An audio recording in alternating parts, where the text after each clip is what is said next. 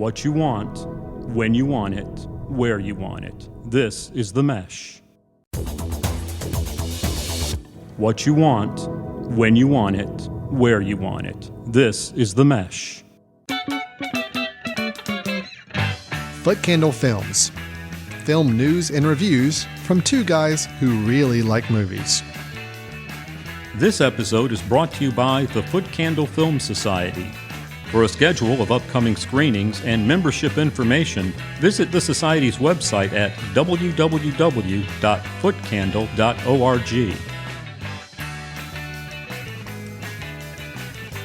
Hello, everyone, and welcome to Foot Candle Films here on the Mesh.tv podcast network.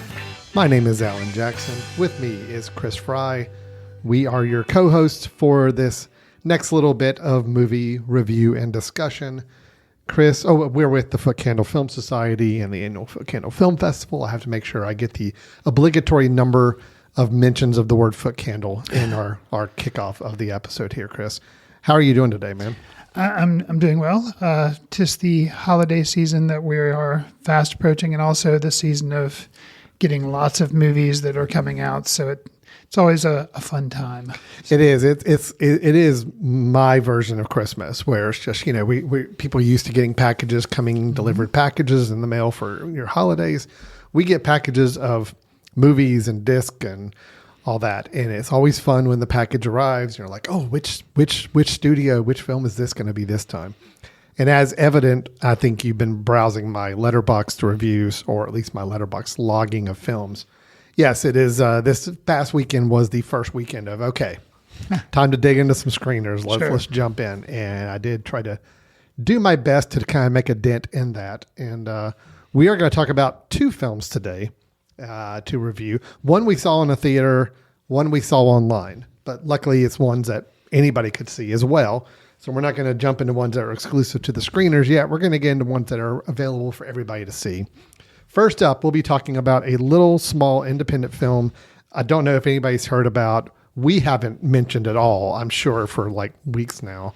A film called Wicked. I believe it's an adaptation of something, if I'm remembering correctly, and based off of some sort of famous story. Yep, that's it. I think it is. Well, obviously, Wicked we'll be reviewing. And then we also have a review of the film not an original film. Netflix bought the film, but Netflix is now showing it as exclusive distribution. Is the film Emilia, Pérez. It was the darling of the Cannes Film Festival earlier this year. Chris and I will be reviewing it to discuss whether or not that award holds up or not. As we discuss Emilia, Pérez, that'll be coming up later in this episode. But Chris, we do have to talk a little Wicked. And just as a kind of a preview, after we get through with these two reviews, we are going to talk a little bit about the Oscars race.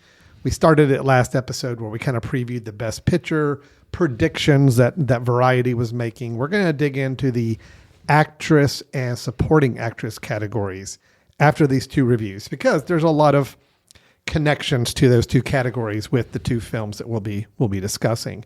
And I would like to bring up, I got a little... not a controversy. I got a soapbox to hop on during that discussion at the end. So okay. I've just previewed a lot for our episode. We just jammed it packed. We didn't even know what we were going to be doing about 20 minutes ago. We just kind of made this thing happen, Chris, as an episode. So here we go. You ready to get into our first review of Wicked? Let's do it. All right, here we go. Are people born wicked? Or do they have wickedness thrust upon them?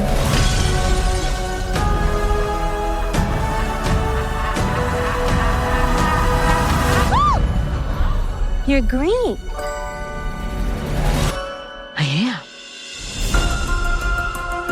Welcome, new students, to Shiz University. Miss Elphaba, you can room with Miss Galinda. Popular. I know about popular. Oh, I saved you some space, by the way. Do you really think this is fair? I do not. I was promised a private suite. But thanks for asking. Musicals have been having a moment kind of as of late. We've had a Spielberg remake of West Side Story, a movie version of Dear Evan Hansen. We've had a movie to movie musical version of Mean Girls. and a version of In the Heights directed by one John Chu. Well, now with an 8.2 in IMDb and a 90 Rotten Tomatoes score, not to mention a pretty healthy opening weekend as part of this year's Barbenheimer pairing, which has been dubbed Glicked for the pairing of Gladiator 2 and Wicked. I thought it was kind of funny. It would seem Wicked has done well and been worth the months of hype and promotion that have been poured into it. For those that have maybe not had an internet connection for a while or not aware of this movie, this phenomenon, as I mentioned, it was originally a book, then it was turned into a Broadway musical, and now it's come and it's a film that's musical. And the story follows Elphaba, which I think is a crazy name, but Elphaba, a misunderstood young woman because of her green skin, and Galinda, a popular girl, become friends at Shiz University, another kind of random name there, Shiz University in the land of Oz. After an encounter with the wonderful Wizard of Oz, their friendship reaches a crossroads. Alan, I mentioned previously, this was part one. The crossroads kind of happens there at the end of the film, and we won't spoil it too much for those of you who are completely unaware of the story. But, Alan, how did part one work for you, and are you looking forward to a return to Oz with part two?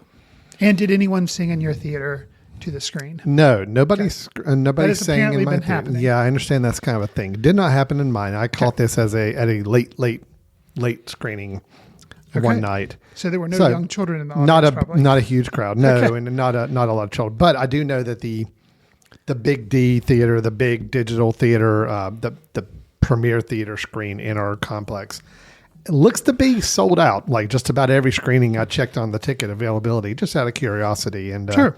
It's like it's doing pretty well. As far as my thoughts on this, Chris, I told you kind of leading into this, I think over the last couple of weeks, Wicked is not a movie I feel like is terribly in my wheelhouse. You do like musicals. I do. I really like musicals. Okay. And we'll be discussing 2 musicals today, which is going to be kind of interesting.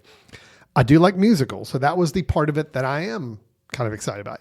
And I generally, look, I like the story of the Wizard of Oz. So anything that expands on that or kind of delves into that world, I'm okay with that too. You have not, I think we talked off air, but reveal you have not read the book and you also have not seen the Broadway musical. No. Okay. I know very, very little going in, which was good. Perfect. And just for a movie going experience to see this. Mm-hmm. I liked it. I mean, it is exactly what I expected. Okay. It is, I think it traipses into the epic proportions of this story and film really well. I think it's a very visually interesting film to watch. I think there are some interesting performances that I do want to talk about a little bit more into this with our two leads. Mm-hmm. And generally speaking, as a part one, and I knew it was a part one going into it. Right. So, I understood that there was going to be a point of the film where something was going to end and there was going to be some unsolved resolution in some aspects. And I understood that. So I was kind of prepared for that. As a part one, I think it was fine. I think it was good. I think there's some musical numbers in here that were really, really good. I thought were handled really well. And I gotta look to the director, John Chu, with this as well. I can't say I've been a fan of a lot of his work. I mean, okay. I think his work, let me back up. His work starting with In the Heights? Well, he did In the Heights, and I did really like that film, but I didn't necessarily like it because of the direction. I liked it because I liked the performances. I liked the music. I liked the choreography. I liked everything else kind of going on. The direction, it's just his style of filmmaking is not really a great match for me. Okay. But he took a story that was obviously a well-beloved story and an interesting story. I mean, it is an interesting story to watch. He got some good performances. He's got some great music to already work with. I understood that all the music in this part one was music from the stage play. Like so there's no original songs, is my understanding. It has been a while since I've seen the musical, so I couldn't remember. That's what I read. I think there may be a couple of originals coming in part two, but I think part one was all stage songs. Got you. So I think he took the parts that he had such great foundation to already work with, and he made an entertaining film out of it. And I generally liked it. Did anything blow me away? Did anything just really make me like get eagerly wanting to see part 2? Not really, but I already went in with pretty much a low threshold of where this film needed to perform for me, just based on everything kind of coming into it. And I think it met it, and I thought it was, God, I hate saying that. I thought it was fine. So you think I thought it was fine. You were a little wicked weary going in. I was. It came out, you were like, it's okay, but like it pretty for much the hype and everything, you're just like, I was a little wicked weary. So it had kind of an uphill battle to kind of fight. Yeah. And I think that the same thing that happened with this film happens in a lot of these times where you do adaptations and you try to take a story that I kind of get the feeling that they padded a lot into this movie to try to make it a longer movie. I felt like there were scenes that were a little redundant. I felt like there were points where I didn't quite understand some of the characters' motivations for going a certain way. I don't know if seeing it in a stage play or definitely in reading in a book. I know in a book, you would have gotten a lot more flavor for what was going on. Maybe in the stage play with being a little more compressed and everything kind of there on stage instead of feeling this need to build out this huge expansive world. Maybe the story would have flowed a little better for me than just the movie by itself. I am curious, Chris, you have seen the play. Yes. Okay. And you are familiar with the book it's based off of. So I knew there was a book. I remember, because I'm the nerd that used to go to like the mall bookstore back when there used to be bookstores in the mall. Was it back a when Walden people used Books? to go to a mall. Did you have a Walden Books? Walden Books Okay. and B. Dalton's. So B. I would Dalton's. cruise I remember both. that too, We were yeah. fortunate to have both in the mall. So I remember seeing the cover of the book, Wicked, and being kind of curious because it was like, oh, that looks like, I could tell that it was kind of like this retelling or like kind of, a twist. And I was like, oh, but I was like, oh, fantasy, that's not for me. I don't do fairy tales, so I just never got into it. I am familiar, like you mentioned, with the Broadway play, and I liked the Broadway play, but I was very leery of this film because I knew, we discussed, I knew it was going to be 2 parts. Yeah. And I was just kind of cranky. It's kind of like a little bit of the residual Hobbit bitterness. If you can do something in a play in like roughly 3 hours with an intermission or whatever, why do you need 2 films? I don't know how long the second one's going to be, but this one was 2 hours and 40 minutes. I just don't get it. And of course, my knee-jerk reaction is, oh, it's all about money. And I know movies are a business, it's people's livelihood, but I just thought it was needless. Now having seen the film, I would say that I actually felt the time went really fast. And the people that I went to get, because I went to see it with some friends, my understanding is there is stuff in the film that is not in the play. However, it is in the book. Well, that was what I was going to say, is that since this is originally based on a book, in a book you could argue it does take longer to read because there is more information. Then it gets distilled down into a musical. Now, if this is a harken back to the book, then there's a lot more to chew on. So, yeah. So one of the storylines or one of the threads that was not in the Broadway musical that was in the book was the line of animals and not being able to speak. That was a question I was going to ask, because that seemed like something that I couldn't tell if that was added for the movie experience, because it didn't seem like it would have translated in a stage play very well. And it wasn't. It made, now granted, the person went, they had read the book and they hadn't seen the Broadway play, but they'd read the book, but they said, no, that was definitely in the book. I'm like, well, I don't think it, and some other people had seen the play, like, yeah, I don't remember that either. And if there was a reference to it, it was kind of passing. Yeah. It was not, interestingly, which gets me, I'll go ahead and say, I liked the film. It overcame, there were 2 things that this film had to do. Number one, and most importantly, it had to justify being a part 1 and being 2 hours and 40 minutes.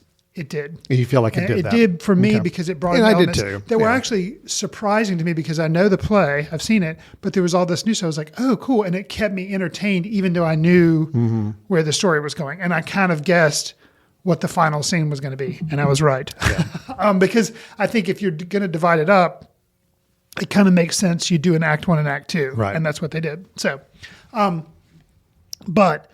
so that was good for me. That made me like the film. And I'm interested to see the sequel, because I like this one, but the book is apparently much darker Yeah. than the musical. Now, I'm sure they probably won't. This was rated PG. I'm sure part 2 won't be overly dark, but it may be more challenging than your typical PG movie, which I think this one kind of is in some ways. I mean, I can see why it's PG because they keep it, there are no curse words. It's pretty clean. There's not a lot of violence. There's some scariness maybe. Yeah, there's a couple frightening moments late. Obviously, anytime you have the flying monkeys involved, I mean, but there's not a lot of like violence. So I think there's issues that are kind of being presented that adults seeing the film can kind of calculate and be a little bit more serious. Anyways, so that was the first thing that it had to do was justify the runtime because it's, could be broken into 2 pieces. Second thing it had to do, which a lot of critics before I had gotten to see the film were griping about this and rolling their eyes about this, the CGI nature of the film. Now, granted, this is one of those things where we talk about expectations all the time. I have my expectations, I guess, lowered because I was like, oh, it's just going to be kind of a CGI mess. And it's just, I'm not going to appreciate it. But no, I thought it was fun. Yeah. I think because I'd had it, my expectations lowered that I was going to really not like the look of the film. I mean, would it be cool if they used no CGI and somehow did all this with like practical effects? Well, yeah, the geek in me would think that was good. But the CGI-ness of the film did not bother me. I'm with you on that. And I was actually one of the ones who voiced my concern about just watching a 2.5 hour movie all in this giant CGI world and and I never felt, I think it did okay with that. It balanced it. Yes, obviously they're in a CGI world half the time you're seeing the film. And yes, there's no way to pull off some of the shots and scenes that they do without CGI. But it never got overwhelming or distracting. It never took me out of the film, which is good. Which I'll reference to kind of say how I stand on the whole, like in the Harry Potter films, yes, obviously there's CGI, but it never bothered me. No. And so that's how the CGI was in this. I could tell, or at least I think, I've heard that there were some practical elements of the sets, but yes, they also did have green screen. They had the challenge of Cynthia Erivo's character. She is the one who plays Elphaba the Witch. She has green skin. And that was an immediate challenge for them because if you use CGI and green screen, a lot of times her skin's green. So they did have some interesting challenges on the set. I'm sure there'll be some behind the scenes thing that'll talk about that. But anyways, whereas for me, something that was not a good example of a CGI world, or at least kind of took me out and I was just annoyed by it, was that the Multiverse of Madness Doctor Strange. And there again, I understand what they're doing. They have to use CGI, but it was just so much. Or the Quantumania, the Ant-Man movie. Like that one just kind of annoyed me because it just seemed like it was just all a CGI fest and it just was annoying. Yeah. This didn't do that. No, I think there was a fairly good visual world building going on here that I did. That was what I was probably just bemoaning the most going into the film. And it ultimately I walked away and I'm like, yeah, they did pretty good balance with that. I felt like the movie stayed pretty grounded in that realm, despite the fact that you're in this fantastical world with, all of this visual elements around you. So, and I think too, I had revisited within the past year. I revisited the original Wizard of Oz, and I remember watching that movie when it would come on once a year on TV as a kid, and I liked it. But looking at it now with adult eyes, yeah, you can tell the sets are kind of, funky and they're doing the best they can with like rear projection and all this kind of stuff. But it's still, the characters are endearing and the story's there. So you just kind of, especially as a kid, you don't see the dangling wires. As an adult, you do, but you forgive it. Yeah. So I think, here I was so engaged with everything going on that I was like, yeah, it's CGI, but whatever. So. Can we talk about the 2 lead performances? We should. Yes, yeah, we should. Because I think there's a lot to chew on here with this. Okay. I'll tell you my take on it. Okay.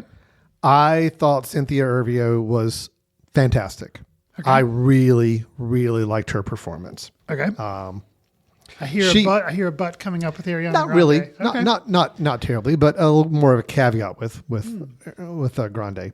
But I do think Cynthia Erivo, if her performance had not worked for me, I'd be coming out of this film with a much, much lower opinion. But I think you have to connect with her in her roles, Elphaba, and I totally did. So I bought it. I liked her performance. It's also the fact that she's a really great singer, and she's got it down pat. So she was great. And I want to hear your take on both of these as well. But I'll say Ariana Grande, I think, was really good. But I found myself having to kind of keep reconnecting with her performance. Her performance is a lot. And I get it. That's partly the character too. I mean, the character is meant to be someone who is a lot. Yes. I've also seen Ariana Grande on Saturday Night Live, and I've seen her do some other things. She's a lot in general. Her performance is a very big performance. I don't know her. Yeah. I mean, I know her just as a singer, but I've never really seen her. Yeah, I've just seen her mainly hosting the show and doing sketch comedy. She's a very big performer. Okay. So it sounds like perfect casting. It was perfect casting. Okay. Her performance annoyed me at times, but I also understand that that's partly the character is meant to annoy me at times. So again, luckily Cynthia Erivo, I think they played a great balance. I think they worked as a good balancing on each other. But I do think Cynthia Erivo was really, really good. So Chris, I want to hear your talk on the two leads. No, I think they were perfectly cast, perfectly matched. And I guess I think both did a great job. If I was being forced to pick who I think did the better job, I like the character, which I think probably everybody does, of Elphaba better than I like Galinda. I think you're supposed to. Yeah. And I think both did a fabulous job. But I actually appreciated Ariana Grande's Galinda more. And here's why. Because for me, I knew going in, yes, the character's annoying. That's the role she's supposed to play. But I felt that she did a really good job of trying to walk the line where she is annoying, she is a lot, but I felt like I could always see a little bit of, but she's self-centered and everything, but I could still see no, I can see the potential where there's more to you. And I think that's a harder line to walk.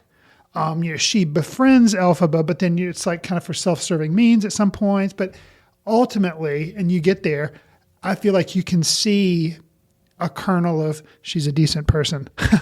And I guess I know I'm also aware of how some things happen or I think are going to happen in the second part of the film, but I was more impressed with that, I guess. Whereas Elphaba, even though I think the character's arc is there's nothing unusual about it, I guess, for me. It's somebody who, I like the film. I can tell that I liked it more than you. A little bit. I mean, I'm going to say, look, I liked it. It's just, I liked it. You liked it more, but we both liked it. Sure. We'll I can say one of the things, if I'm going to nitpick, which there is something that irritated me about the film, because it's a trope, and maybe they did it on purpose. And if so, you did it on purpose. Congratulations. It irritated me, which maybe that was your whole point. Elphaba has the stereotypical crutch of being a non-cool person by wearing glasses. And I actually really liked the glasses. The glasses were were cool. Circular things, and they were kind of like it was like a little bit of an infinity loop thing, to it. Kind of like a whimsical take on the John Lennon glasses in a weird way. And I like them. And then, at one point I didn't even notice when, but I figured out when it happened. But by the end of the film, it's when did she stop wearing glasses? Guess when she stopped wearing glasses? There's a point in the film where she goes to a ball or something. Is that after the popular song? I believe so. And she goes to the ball, and everybody noticed then through turns of events thinks that Elphaba is kind of cool. And of course, is she wearing glasses during that? No. Yeah. And so it's the whole trope of, oh, she's ugly, but then remove her glasses and suddenly she's... It's a little Breakfast Club, Ali Sheedy kind of thing at the end of it. So, a little bit of that. That kind of irritated me. But if that's my nitpick, I think overall, the film worked. So yeah, the only nitpick I've got, and I'm not even a nitpick. It actually is a criticism. It probably is not something that affected you because you knew the story going in. I didn't know the book stuff, but but you knew the general story. You knew the general flow of where things were, the major beats that were going to happen. Sure. I did not. So John Chu had a responsibility to kind of present it to me for the first time. Right. The decisions made by Galinda late in the film with regards to her relationship with Elphaba. Yes. Decisions to, I'm just going to say, go or not go, kind of a decision, didn't work for me in the film. I don't think they gave enough of a basis for how I'm supposed to feel Glinda's decision-making process is at that point and what her values are. I can see that. Now, maybe the stage play handled it better. Maybe the book hopefully handled it better. It didn't translate for me. I honestly found myself thinking like, wait, what? Why are you doing this? And again, because I just don't think the film gave me enough to understand why Glinda would have made the choice she made, which is a pretty critical choice, which I assume is going to set up the whole machination of the part 2. Yes. So I can't really say much. But I needed to understand for this part 1, why, when given an opportunity to continue on the path we've seen her development of as a character happen, why she made the decision to not go forward anyway. So keep it, yes. And without spoiling anything, because it's not, just do I just have to have patience? My take on that is it's fear. Okay. And it could be. I needed to see that. Right. Yeah, I needed to see that a little bit more. She is trying to change, but she can't quite get there. I didn't quite pick that up from her. I kind of got it as a, yes, I'm going to do this. Yeah, it sounds great. Oh, yeah, let's do this. Never mind. Nope, you're good. And it's like, wait a minute. Everything we've just built up over the last hour of this film, I feel like kind of didn't matter. But I also understand, look, it's a part 2 coming, and there are some, maybe there'll be some better understandings of her decisions later on. So I understand there's a little bit of that.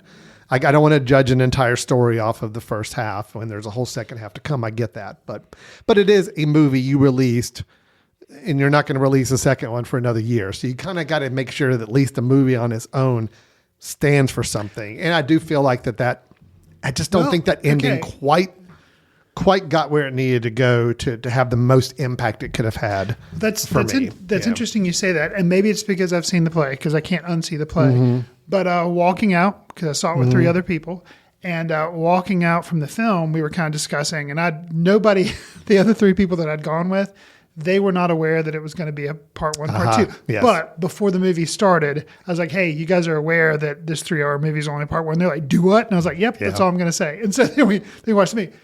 But it was interesting because walking out, the 3 other people all said, you know what?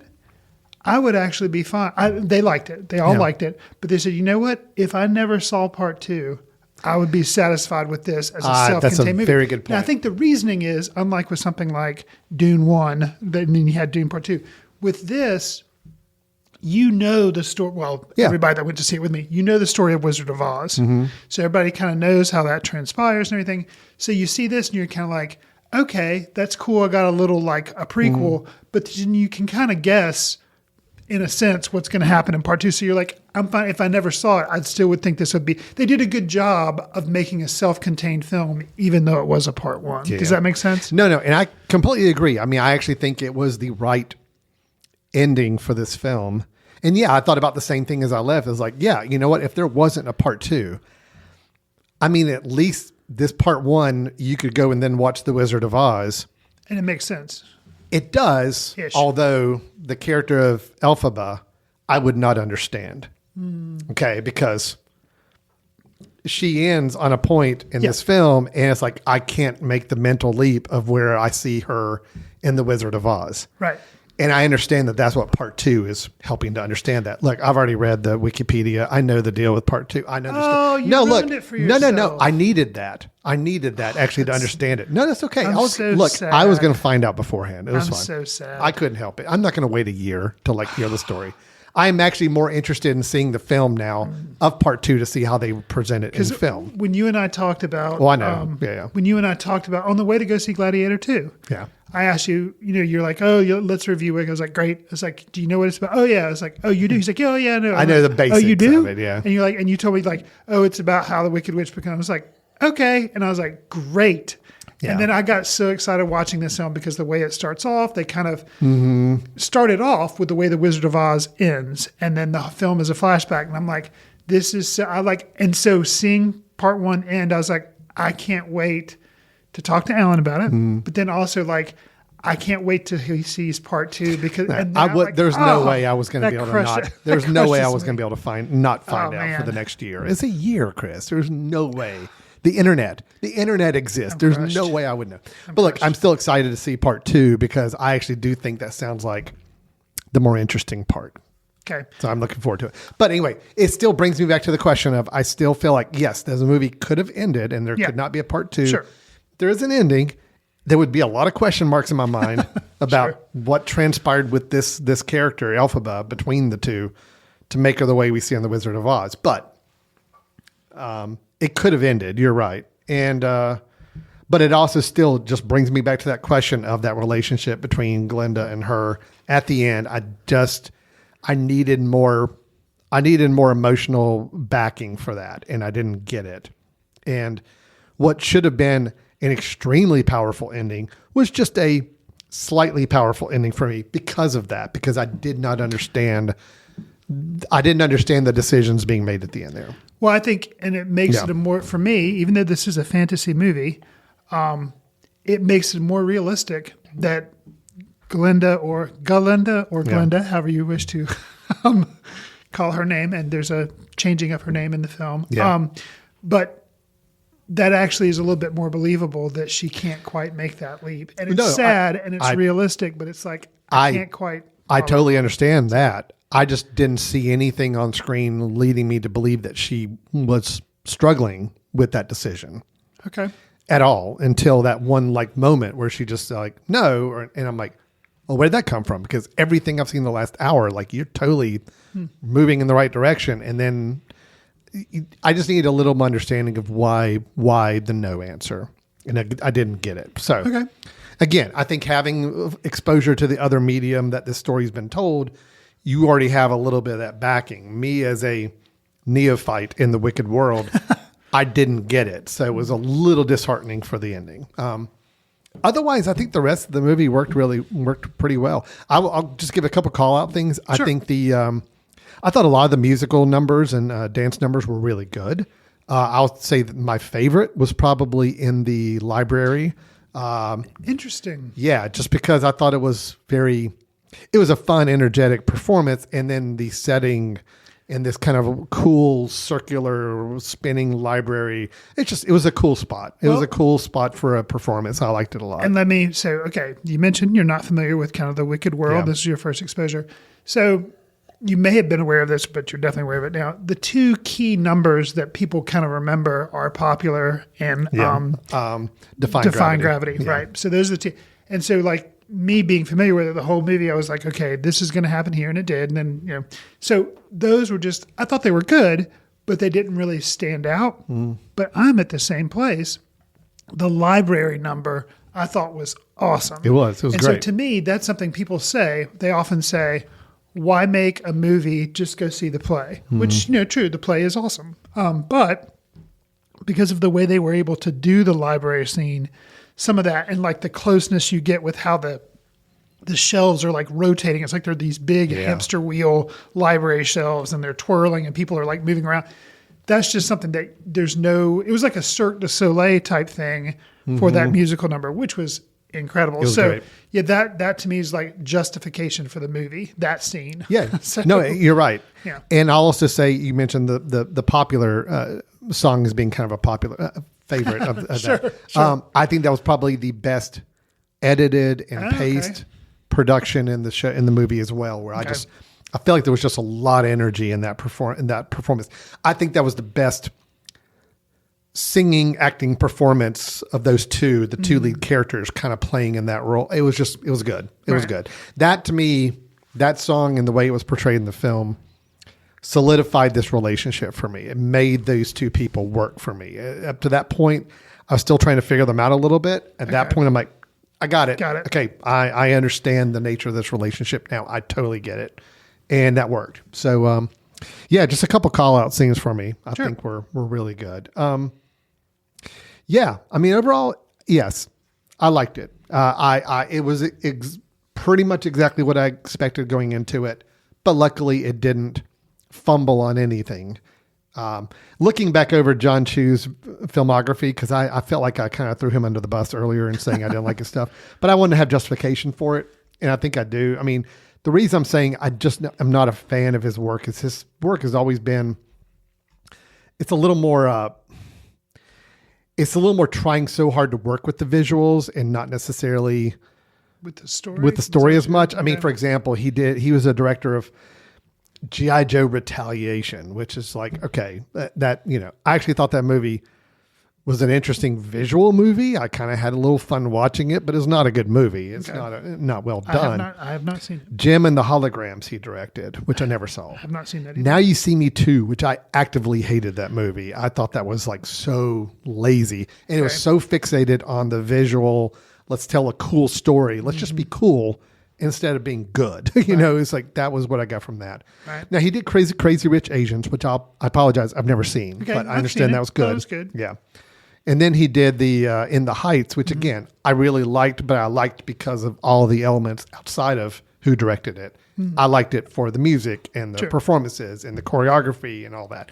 The time where it got very John Chu-ish, kind of like Wicked, and actually there's a little similarities here. If you remember In the Heights, there is an actual performance. I'm loving the movie up to that point. And then there's a performance where they get up, two of them, and are dancing on the side of the building. Yes. And it's this very heavy visual spectacle utilizing CGI, just kind of this. I'm like, that didn't work for me because I felt like that kind of just lost. It was trying to make a cool scene out of something that didn't need it. And I kind of was worried that's what Wicked was going to just evolve into, is let's just worry about making this big visual spectacle all around you and not really worry about story. Luckily, he countered that okay, I think. But it does help that you've got a really good story as a foundation to begin with, and you've got two good performances to kind of keep it going. So anyway, that's my criticism of John Chu as a director. I think it's been too much about how cool everything looks as opposed to how good it needs to be. Okay. And Wicked, at least there's a bit of a balance there, and I'm better with the balance he struck in this film. So I would say I want to give a little bit of kudos to Jeff Goldblum and Michelle Yeoh, who play supporting characters in the film. Jeff Goldblum plays the Wonderful Wizard of Oz, and Michelle Yeoh plays kind of she is a teacher at the Shiz University, Madame Marble. And I thought both of them did great. I think it'll be interesting to see how Jeff Goldblum handles part 2. But I thought he did a really good job in part 1. And like, I probably can't see him not as the Oz because he's just doing, it's like, perfect. Like, no, it was great. Perfect casting. Michelle Yeoh, I was impressed. I mean, I like her anyway, but I know that she is not a singer. And actually, when she got cast for this film, she's like, I can't sing. She's like, great. But by the way, I can't sing. And you're like, that's okay. The way, and I thought, and it's impressive too, because, Michelle Yeoh is an actress. She does have an accent, and they were able to kind of work it. And it's like, no, it worked. And she was able to do it and sing. And I thought that was really cool that they didn't say like, no, you'd be good, but we can't get you because we're not sure. They wanted the performance, even if it meant kind of. And again, I thought the singing, when she started singing, I'm like, she's good. She's good. She did all right. She doesn't have to do the Ariana Grande. Right. She can do. And I thought that was actually a really cool part of the film that happened. Fair warning: don't see this movie in a movie house that has a lot of glass windows all around you, because Ariana Grande's voice and the note she hits will shatter that glass at certain points in the film. Nice. There are points of the film I'm just like, oh my gosh, that's ungodly high. So how do you do that? Which apparently is something she's known for. Yeah, she can do all these octave things. So All right, I think we have exhausted our conversation of Wicked. Overall, positive. Chris is a little more positive, which is encouraging. You haven't actually seen the stage play and being a little more familiar with it and still coming out with a very positive opinion is good. So they made a good adaptation of this. Yeah. And you weren't even really terribly bothered by the 2-hour, 40-minute runtime. You felt like it ran pretty well. Yeah, because they were bringing more elements in instead of just like spinning their wheels. Yeah. They were adding content. Now, hopefully the things they brought in will still be woven into part 2 so that it kind of justifies rather than just making, I think it will, but we'll see. I was positive on it. Again, it's not a movie I felt like I was going to come out of loving to begin with, but I do admire it. I think it worked. I think it's one of the better adaptations I've seen of other media. But again, me having not seen the original medium, I kind of come in with a fresh perspective on it. Sure. And overall, it's good. I'll tell you, if it wasn't for the two leads, and most specifically Cynthia Erivo as Elphaba, I'm like, yeah, the movie could have fallen apart very, very easily. But luckily, you've got two good leads in there, and it worked. So, all right. Well, that is Wicked. I think it'll be in the movie theaters for a little while, so you've got some time to go catch it out. Yeah, if you haven't seen it, Check don't worry. I think it's it'll gonna be around, I'm sure, through Christmas, so it'll be around for people to see. Yeah, actually, I think the timing of this release was actually pretty good. Catch it and ensure that it's going to play for both holidays, Thanksgiving weekend and for Christmas, because this is the kind of movie people want to go see during the holiday season. Well, and it's PG, so it makes it a little that's easier true, because too. there's going to be a little bit of stuff in there for adults to like maybe appreciate, but Yeah. definitely something it's safe enough. Well, it's for actually, kids. if you think about it, it's a perfect movie. It's like, it's got the kids, you can bring the kids in, it's PG. It's, it's visually interesting. There's a lot going on the screen. There's fun song and dance numbers, but adults that obviously grew up with the Wizard of Oz, Right. it's like you got that callback to it. So it's like, it does kind of hit all those quadrants. So I do think this is it had a really good weekend. I think it's actually going to have a long theatrical run where it's going to like play for a lot longer than most other films do and make more money over more time. So Good. All right. Yeah, it'll be interesting to see overall how well it did. But Great. It's got a great start. All right. That is Wicked in theaters now. And we're both saying, yeah, check it out. We liked it. It was good. Okay, Chris, how about let's not even go to our break yet. Let's roll right into our next one. We'll do a break after this review. Okay. Is that okay with you? Sure. Are you good to keep talking? Do you need a break? Do you need to go juice up, get any more Gatorade going or any of that? Or Nah, I'm good. You're all good? Let's Okay. do it. Let's go right into our second review, which is the film Emilia, Pérez. Are you English?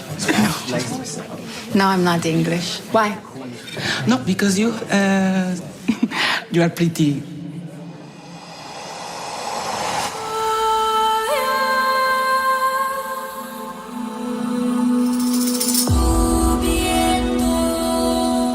So, does your client have a name?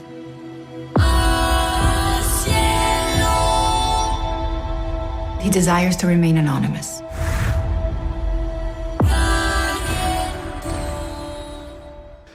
Emilia Pérez tells the story of four remarkable women, or at least according to the IMDb description, Chris. But I'm going to go ahead and tell you, I have issues with the IMDb description of this film. Okay. Okay. Fair enough. Let me just put that out there before I go any further. Sure. Because IMDb also tags this as a comedy, crime, musical, thriller.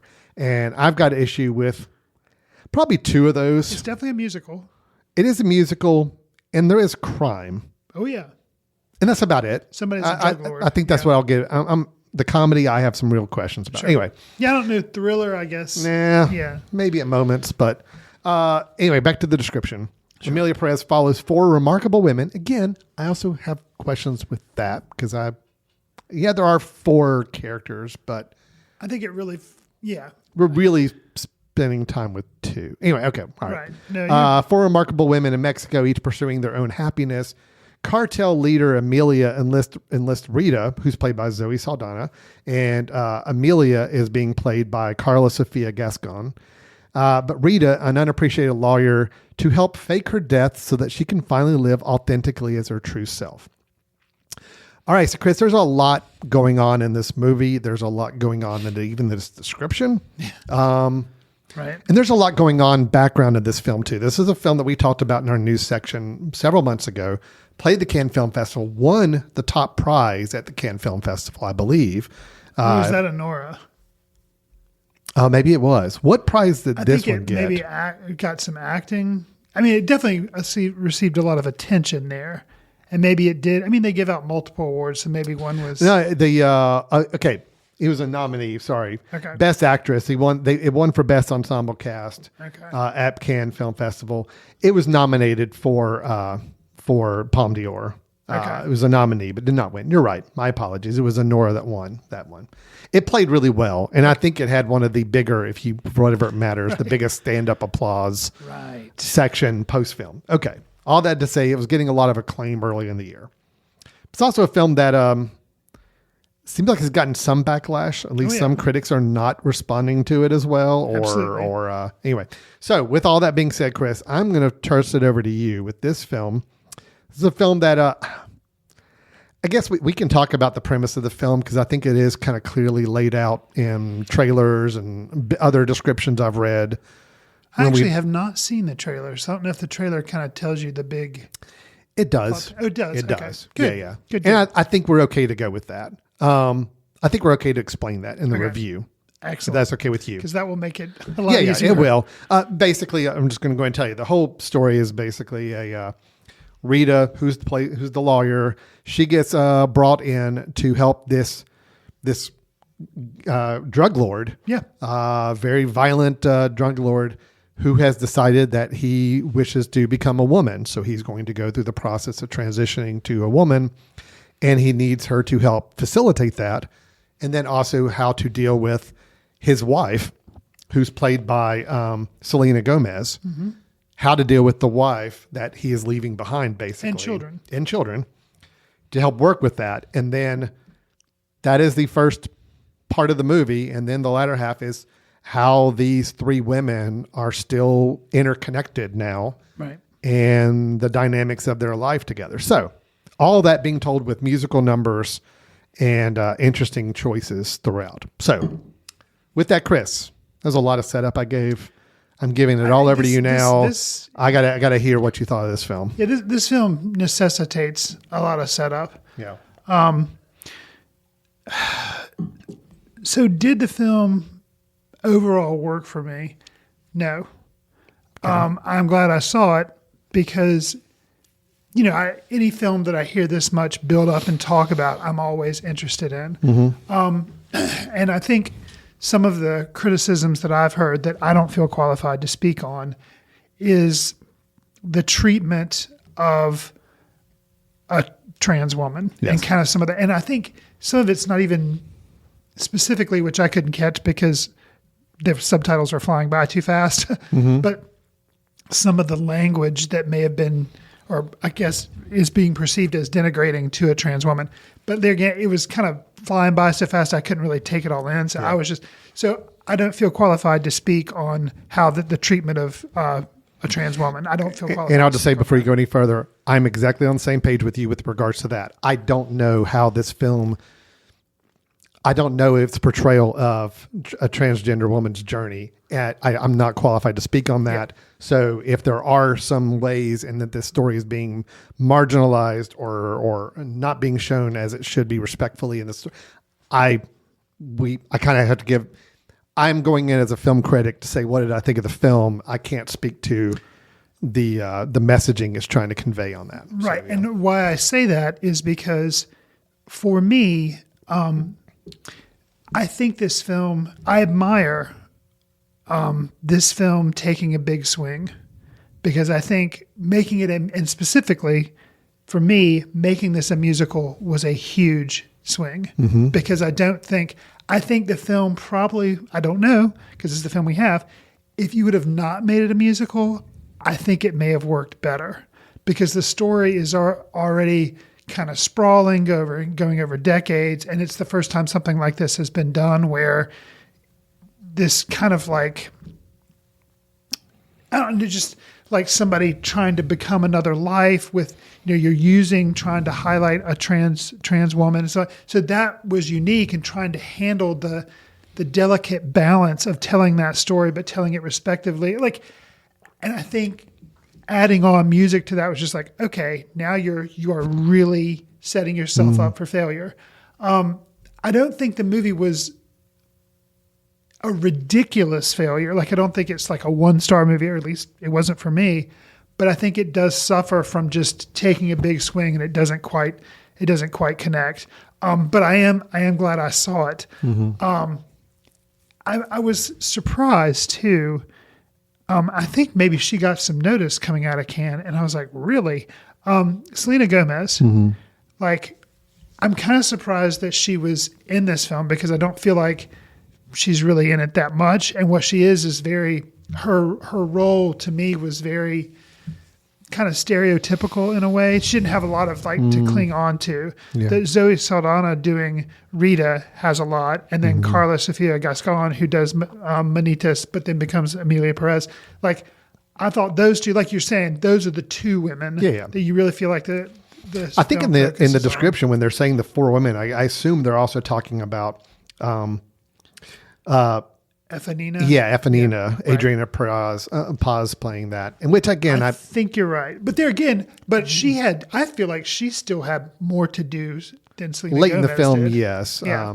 I get this it's four women, and yes, there are ultimately at the end of the day, there are four women involved in this. So yeah, I guess I apologize, IMDb. And the more I think about it, I think you're probably right. Okay, yeah. But yeah, I could see how you could also say, but it's really two women. I mean, I could see how you could really two. And right. Okay, so you're admiring of the swings that this film took, but you don't think it worked. Correct. Is that kind of a summary of that? If I it didn't work, it definitely didn't. And and that's not to say I didn't think some of the musical sequences were interesting. There's this one where Emilia is giving a press conference, and Rita is sitting out in the audience as somebody who's still kind of helping her do stuff, kind of as like a PR manager for her. And she is just like, you're being this two-faced, ridiculous person. Yeah. Everybody in this audience is being just as self-serving and two-faced and ridiculous. It's a ferocious performance. And so she just kind of like, of course, it doesn't really happen, but in her mind, she's just like reading everybody around her the riot act. Yeah. That actually worked for me. And I thought that worked. So some of the musical moments worked, but just not coming together as a whole for the puzzle this movie was trying to be. It didn't, the pieces didn't quite fit.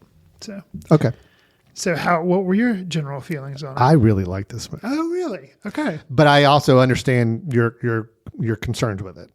It's not perfect. And I think the biggest thing is what you were just kind of leading up to is that there's a lot going on. There's a lot thrown at the screen. There's a lot of different paths to follow. And the film doesn't successfully bring it together. So I agree with that. Okay. I especially think the Zoe Saldana character, Rita, I think it lost her in the latter half of the film. I don't know where she is in this story. Much like I said about Wicked and the Ariana Grande Glenda performance. Interesting. By the end of the film, I'm not quite sure I follow where her head is right now. She gives this amazing performance at that press conference event, which I'm like, oh, wow. Okay, so the Rita character is like feeling very furious about this situation. And then that's kind of dropped. She's not furious anymore. And she's actually a completely different character after that point. I'm like, all right, I'm lost on how I'm supposed to feel about her. And I think that's the key is I really felt like the Rita character was the key. And I needed, because she was our shepherd. She was the one leading us through the story. We follow her at the very beginning. She's the first one we see at the beginning. She gives us all the setup. She's involved in all three of these women in some way, shape, or form that we meet. But yet I think the film doesn't know what to do with her in the latter third of the film. So we kind of lose that central connection point in my mind. But I like it for the reasons you were giving it props as well, is that it is some big swings. This is a very interesting film. And I found myself pretty engaged the whole time. I thought, look, I'm of the mindset that any film could honestly be a musical if it really wanted to be. Okay. Doesn't mean it would be a good one. No, but yes. no, but I mean, I got you. It doesn't mean that a film is going to be a good film regardless. But I think if you could convey everything in music and dance, I think most films could still survive and do that. Okay. This is one that you asked the question, why did this have to be a musical? Yeah, you're right. It didn't have to be. Could it have worked better if it wasn't a musical? Maybe. See, possibly so. I feel like undoubtedly so. And I think, you mentioned that IMDb says comedy. And I think that's some of the problem is because, and actually, without knowing and without being very familiar with the negative comments that are being lobbed against the film, there is a surgery musical number. Yeah, okay, yeah, that didn't work. And that is, I think, if I'm understanding everything correctly, kind of done as kind of a comedic moment. Yeah, Because you see all these doctors whizzing around and miss people there. having types of surgery and stuff. That didn't work. And I think that the tone got a little jarring. I'll agree with you because on of that. that. I think that scene did not work. And I think that may be, if I had to kind of guess, I think that scene That's probably may be the big issue a lot of people are taking away with it, because it is turning a very personal decision into more of a punchline and a comedic showpiece. And Got you. I agree. That actually, at that point in the film, I was kind of lost. The film was not connecting with me. It wasn't until after the surgery Got you. where the film to me got interesting. Sure. And I'll tell you what really got me on board with this film is there was a scene where Carla Sofia Gascon, who plays Manitas and then also eventually plays Emilia in the film, where she and Rita meet for the first time with her as Emilia. Yeah. I'm like, okay. And then they break into a song. It becomes this little inner monologue kind of song where everything's happened just in a few seconds with this interaction between them. But yet you're hearing the whole thing like, That does work. yeah, okay. That works. This is why they made it a musical, because they needed scenes like this. And I totally buy it. And I'm understanding now where the film has taken me the rest of the way. And it worked. Selena Gomez, yeah, her role didn't have a lot going for it in the film. But I will say the two musical performances that she kind of heads up, one is her kind of just dealing with all this rage and fear, her furious energy after her husband, quote, dies or leaves her. That was really good. And then she has an entire sequence, which was, again, another big swing to have her and Edgar Ramirez as Gustavo, her boyfriend at the time, basically perform an entire song in front of like a karaoke machine. Oh, yeah. And it's like, yeah, it was a big swing. That actually Did it didn't work for me at all. Yeah. But I thought it was a big swing. I thought it was good. I liked it. And I just, again, I thought it was an interesting way to share where she was in her life at that point. And so I give her credit for those two performances, the musical performances. She didn't have a lot to do outside of the musical performances, unfortunately, but those two I think stood out for me pretty well. Overall it worked for me. Yeah, there are problems with it. There are issues. I think it was trying to take on a lot and do a lot. And when you do that, not 100% of it's going to be successful. And there were some big misses in the film that did not work. I think that one musical performance or sequence about the surgery. And then I think Rita's overall character development towards the end of the film, there's just some things that didn't work. But I do have to say I was fascinated by the performance and the roles in general Carla Sofia Gascon played as both Manitas and then as Emilia. This is really good. She was really, really good. And I think I totally bought her character in the latter half of the film. And I love the fact that it's leading you down a path of this idea of change. And she's now transitioned more than just her body. She's transitioned as a person. But there's still something there there's still a part of her personality she's not able to move away from. And I thought that was fascinating to watch. And that's exactly what you could say about Glenda Galinda from Wicked. Okay, so fair enough. Yep. Like you were saying, we were off mic before this episode started. Yeah. We were talking about what are we going to review? And this is not a pairing I would have thought, but this is actually a very interesting pairing to have. Yeah. I mean, they're both musicals, but then comparing, contrasting the stories they're trying to tell and making changes and and being able to let go of certain things and interesting. Anyway, I really like the film. I am definitely not saying it's perfect. There are big issues with it and big misses, but I just have to admire the film for taking 100 big swings and maybe only connecting on 75 of them, but those 75 it connected on, I liked and it worked for me. So, and if this had just been a film telling this story without the musical numbers, I think I would have liked it. I think it would have worked better, but would it have stood out as much as this, which they tried to make this music. So yeah, I have to appreciate the big swing nature of it. Didn't necessarily work. And look, I know there's been a lot of buzz around Carla Sofia Gascon's performance, and we're going to talk about that here in a minute as we kind of talk about some Oscar buzz. And even Selena Gomez has gotten some positive attributes. I got to tell you though, Zoe Saldana, I don't know what it is about this actress that just, I don't know if she's just not ever set up to get the kind of acclaim that she needs, but I think she's a really, really good actress. And I think she's really good in this movie. I mean, although I don't always understand her motivations, I don't always understand her state of mind at different parts in the film. It's not her performance. It's a script thing. It's a script thing. Sure. But her performance, not only the singing and dancing, which, I mean, I didn't know how much of a talented singer dancer she was, but she's really good in this. And she had so much to have to do and carry this film. Yeah. So I hope she gets a lot of acclaim. I understand Carla's role is one that is the showcase role that people are going to remember with this film. But Zoe Saldana, she was the glue for this film that kind of had to make it work. Unfortunately, that glue came undone for me in the latter third of the film with her role, which I think hurt it ultimately. But still, her performance was great. So, yeah. Cool. Okay. I would not have predicted that you would be as a big a fan of Emilia Pérez. I wouldn't have either. But, I watched it and I was kind of just going through my checklist of, okay, these are films I need to see that are getting some attention or a buzz, and I need to kind of be up on these. And this one, within the first 30 minutes, I'm like, okay, all right, I'm on board. Let's do this. Let's go. And it worked. So, okay. Yeah, I don't know if I'm singing his praises because I think it's worth the experience to see. I'm not necessarily saying it's a great film, and I'm not even saying if it's better than like Wicked. Okay. I think they're two very, very different films. Yeah, totally different. This is a film you see if you want to see people's taking some big chances and trying something unique and different.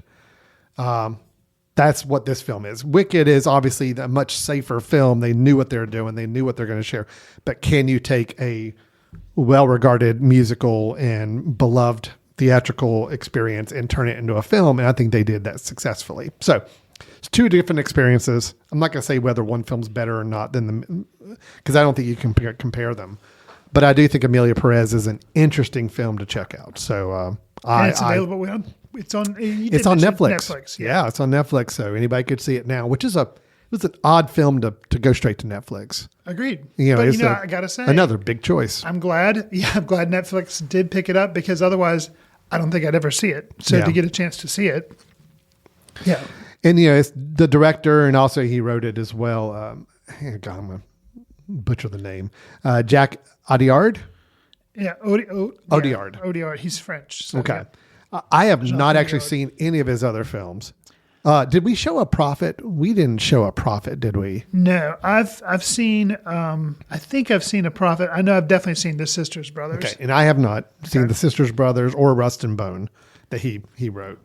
So so I'm a little more curious to kind of check out some other things. But this does seem like, at least from what I understand, kind of his biggest.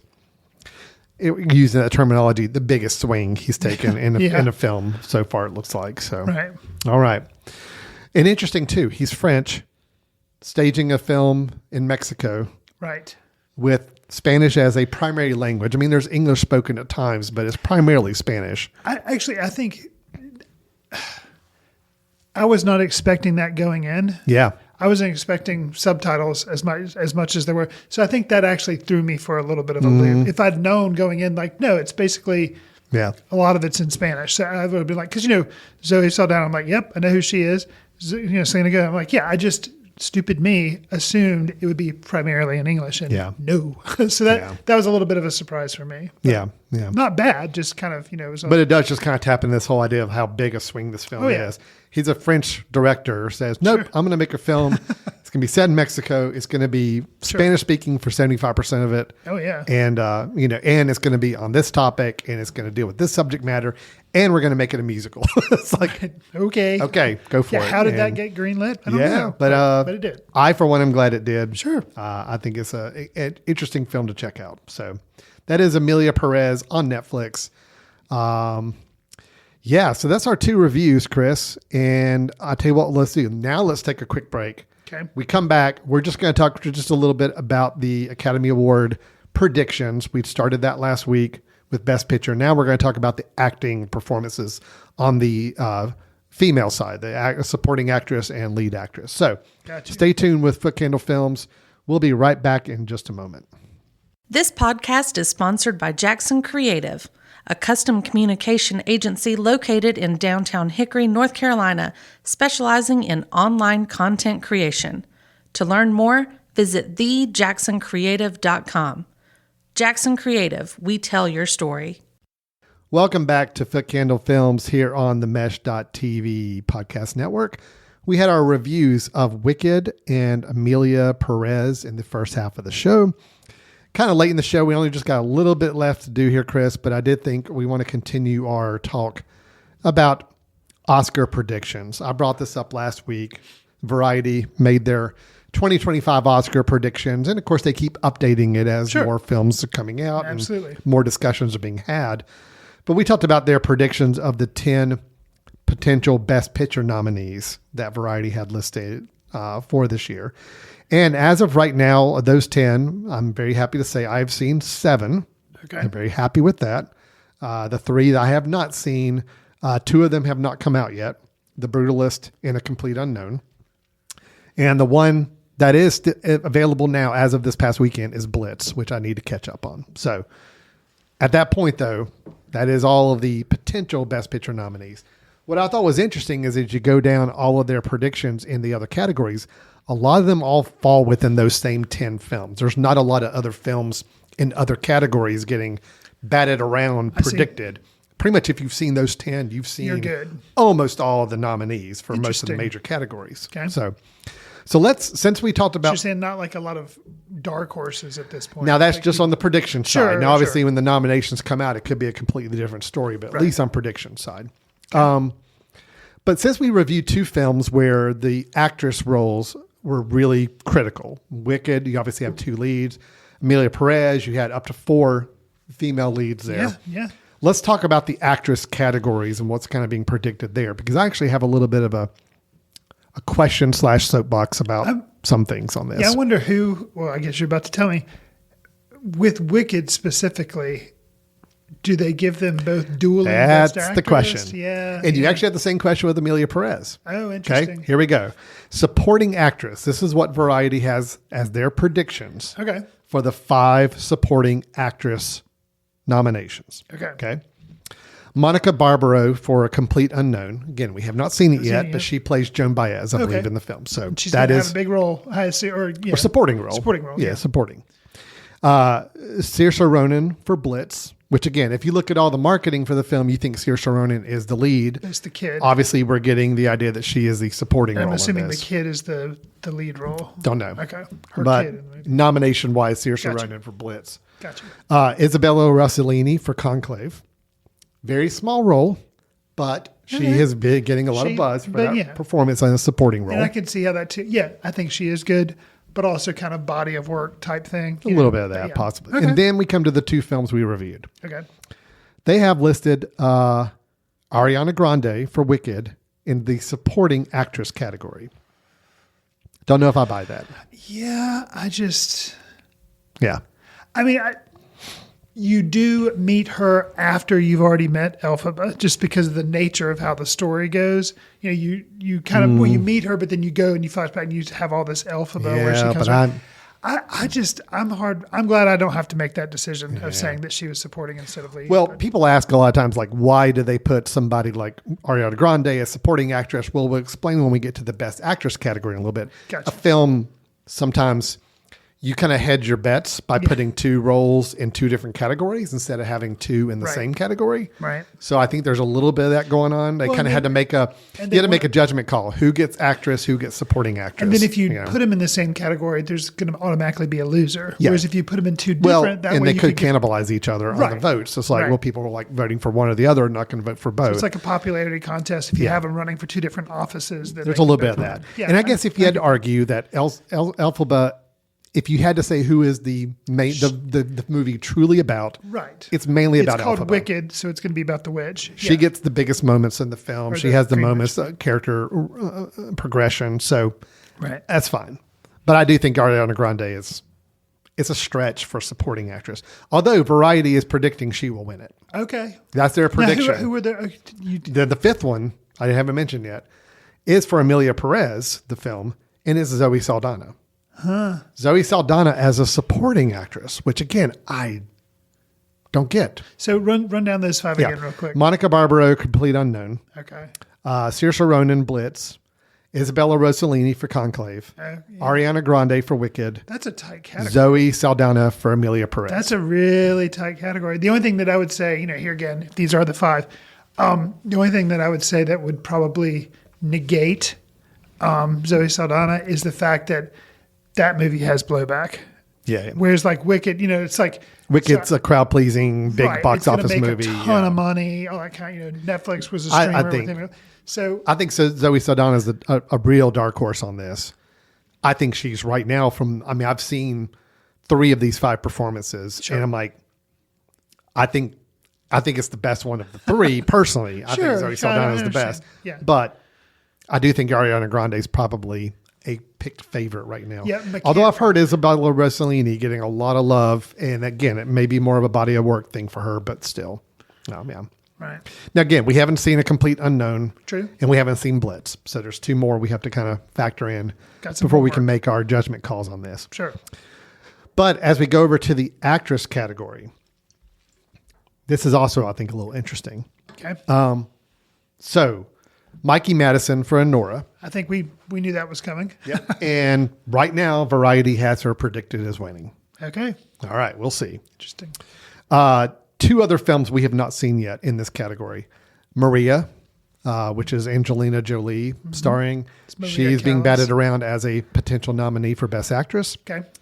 Then this one came out of left field for me, Chris. I've not heard of it, and I've read up on it now and trying to understand it. Okay. It's a film called Hard Truths.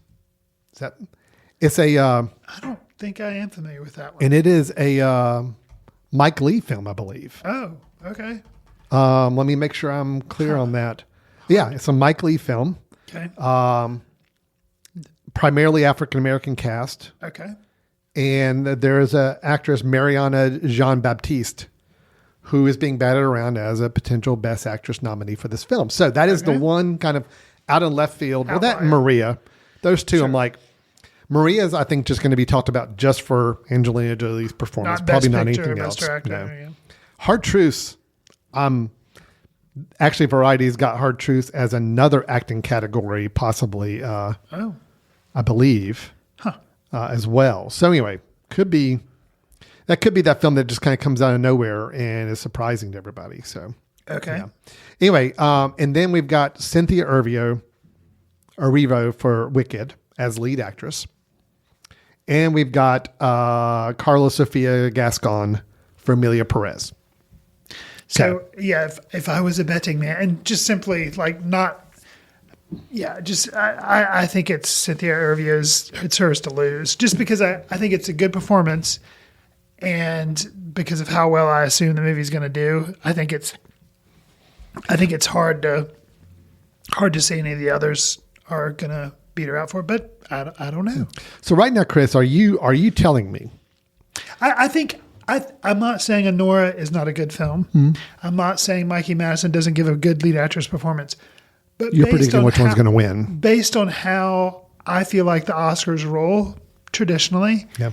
And I think even though everybody likes to think box office doesn't play a role, I feel like it does. And maybe that's the old school thinking, and I'm going to be proven wrong. I mean, you see something like Everything Everywhere All at Once win stuff, and you're like, okay.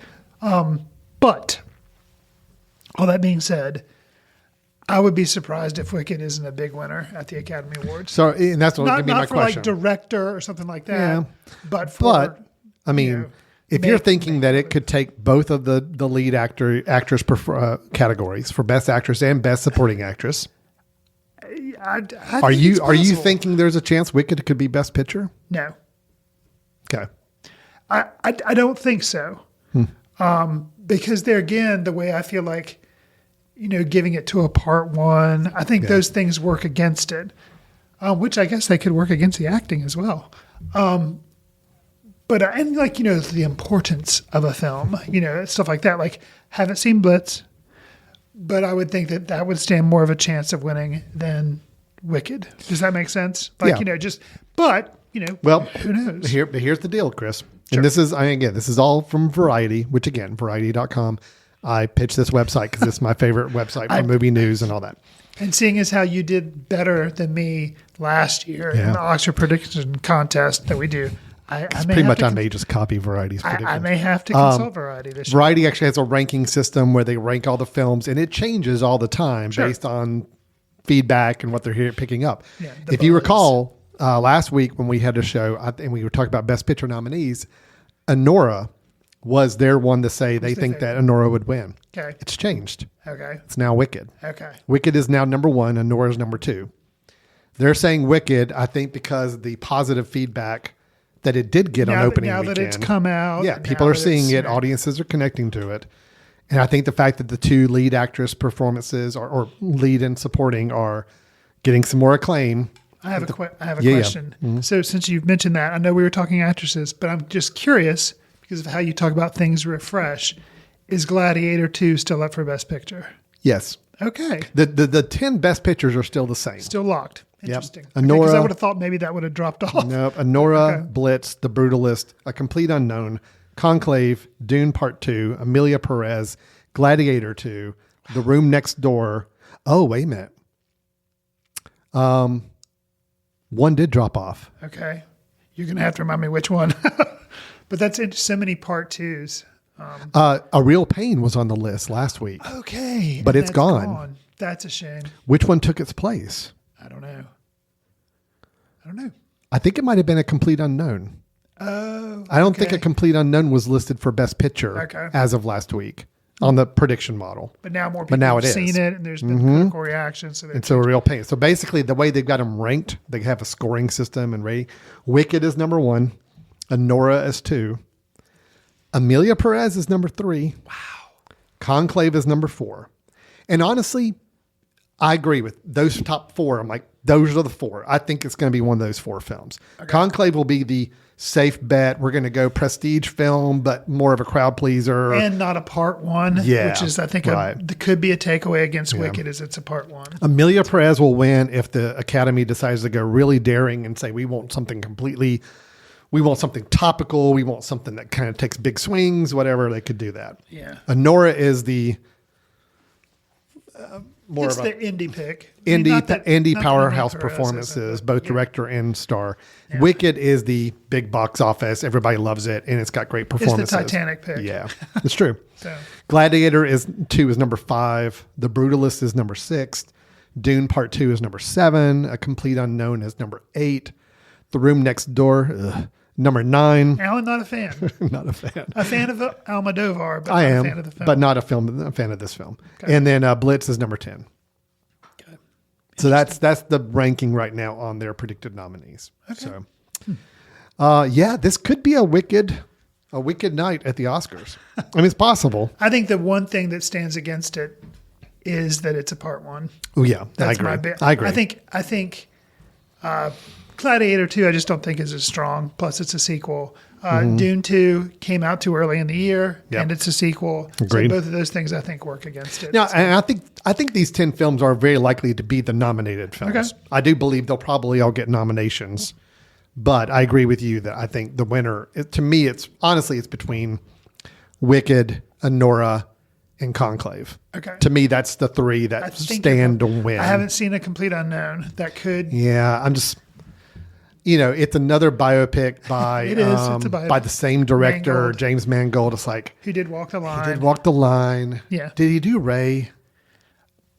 I don't think he did Ray, but Ray just seems so similar to Walk the Line. Okay. Anyway, we've seen it before. I think it's all going to get the buzz because of Chalamet's performance, and that's fine. But I don't know. I don't see it being a Best Picture at this point. Again, I haven't seen it. Sure. It could be glorious. I don't know. So glorious. Yes. Very interesting. Yeah, right now Ridley Scott is the Variety favorite for director for Gladiator 2. Wow. I mean, if you look at it purely as a directorial thing, I could see that. It's poorly directed. Yeah, it's not Best Picture, but it is directed very, very well. Interesting. I would have still gone with, I think I might have gone with Emilia Pérez for direction, personally. Oh, okay. Or Sean Baker for Nora. Gotcha. It's going to be interesting. It's going to be an interesting year interesting year at the Academy Awards. And again, these are all predictions. Sure. They could come out with the nominations in January and it be 10 completely different films. Sure. We don't know, but this is where Variety is going. I tend to believe that Variety's got their fingers on the pulse of where things are, so I'm likely to follow their lead. Again, Variety.com, I cannot promote their website enough. We take a lot of content from their website, so I want to give full credit to them. No kickbacks yet, though. So. Definitely encourage going to read Variety if you really want to follow this stuff a little more in detail. Okay. I think we're done, Chris. Okay. I think that's it. We'll touch on some other Oscar categories in future weeks because, I'd like to kind of hit each of these categories, the big ones, before nominations come out in January, and then we can see how close we were. That just means maybe you save my homework of having to do a recommendation, and I can just focus on watching. Look, here's the deal. Films. We've got a lot of nominated films or films that will probably be nominated films to catch up on between now and the end of December. We got to do our critics ballot by, when does that normally do? Sometime by the end of December. Yeah, I thought so too. So we got our work cut out for us. I don't need you to watch any more other films to recommend. Because we Let's like just to do focus on films this. when we recommend them. We like to do films that are usually like available to stream or something. And a lot of the stuff we're getting now hasn't even come out yet. Yeah. So it's kind of unfair to recommend. So True. Yeah. Because there's a couple films I've caught up on that are not ones anybody else can catch yet. And so I don't want to give a review of them yet, but we'll have plenty to talk about later in the year and going into January for sure. So don't worry about that. And plus, Chris, we also started submissions for the next year film festival. So I know after you finish your Oscar viewing, your Critics Association viewing requirements, you're going to be moving into that. That becomes job number one. So let's just chew on Oscar stuff for the next few weeks. Fair enough. And catch up on all the films we're missing. I will be watching Blitz probably over this next week, and then hoping that we get screeners for The Brutalist at some point. Nice. And because I don't think The Brutalist will come to our hometown here, Hickory. I think so, because they'd have to block off 4 hours for just that film. I don't think they're going to do that. Yeah. A 4-hour film for me is a film I need to watch in my own home theater experience. I think for most people. That's just going to work better for that. But I guess cheers to The Brutalist for not doing a part 1 and part 2. But I don't know. The Brutalist part 1. Yeah, that's that what would be. You talk about a big swing. That's a big swing. Making The Brutalist, but making it a part 1 and just banking that. It was almost as big a swing as Kevin Costner doing Horizon as like a 4-part film series in first part bombing. So we don't know what's going to happen. So yeah, interesting. Right. True. Okay. We've ruminated enough. Yes. Let's wrap this up, Chris. If people have got their own feedback for us, they want to tell us about some films that they are surprised maybe are not in this prediction list for the best films of the year so far. We'd like to hear from you. And also, if you just got any feedback on our reviews of Wicked or Emilia Pérez, we'd love to hear from you as well. How can they join in the conversation, Chris? You can send an email to info@footcandle.org. You can also follow us on Facebook at Foot Candle Film Society, Instagram and Threads, we're at Foot Candle Film, and we're also on Blue Sky. Alan and I do try to leave little things on Letterboxd, so if you're on that website, and that is Letterboxd without the E at the end, it's just BOXD. We try to leave quick takes on there, so you can check us out and follow us on there. Do us a favor, if you like the show, which we hope you do, consider giving us a star rating, write a review, share with friends, whatever service you receive your favorite podcast on, because it'll help us reach new listeners, and we'd appreciate that. All right. That'll wrap us up for today. Thanks, everybody, for listening, and we'll look forward to talking to you next time. Happy Thanksgiving, everybody. Yes, happy Thanksgiving. See you in the ticket line. Watch films in the company of like-minded people in the dark. Watch films in the underground. We won't let anyone know where you are. The films that don't make it to Carmike at the mall, or ones that were famous when Grandpa would watch films out of the reverence of the heritage of an art. Watch films through the courtesy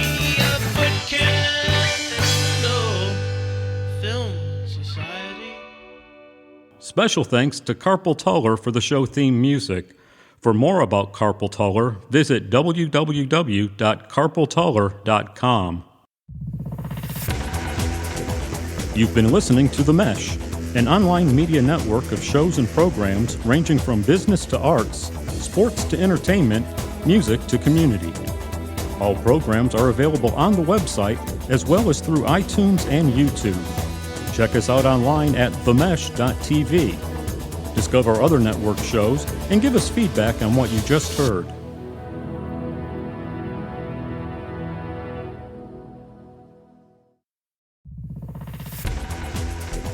You've been listening to The Mesh, an online media network of shows and programs ranging from business to arts, sports to entertainment, music to community.